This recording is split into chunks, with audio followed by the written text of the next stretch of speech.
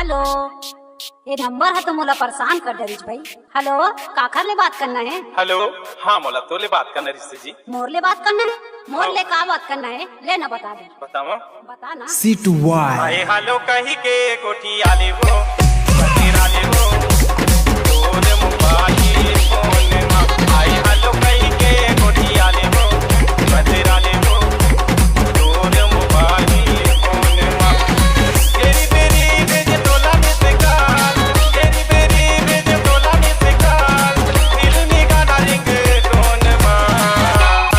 तोरा तोर संगे कैसे बतियावा बतेरावा ना मोरे मोबाइल फोन में। तोरा तोर संगे कैसे बतियावा बतेरावा ना मोरे मोबाइल फोन में।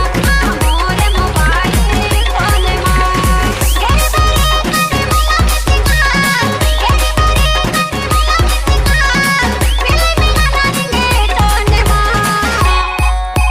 हाय हेलो कही के कोठिया ले वो बतेरा ले वो तोरे मोबाइल फोन में। हाय हेलो कही के कोठिया ले वो बतेरा ले वो तोरे मोबाइल फोन में।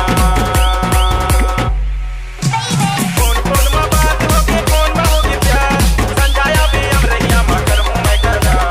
फोन फोन में बात होके फोन से होके प्यार संजाया भी हम रहिया मगर हूँ मैं करदार।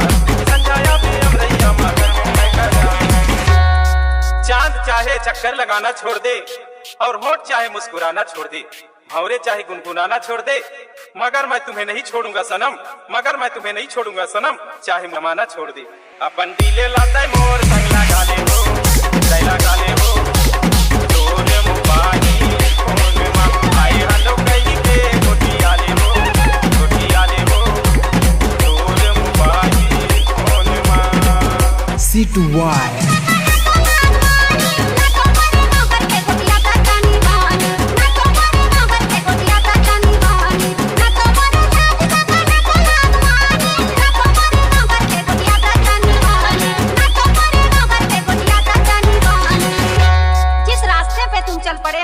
उस रास्ते से रुख अपना मोड़ दो।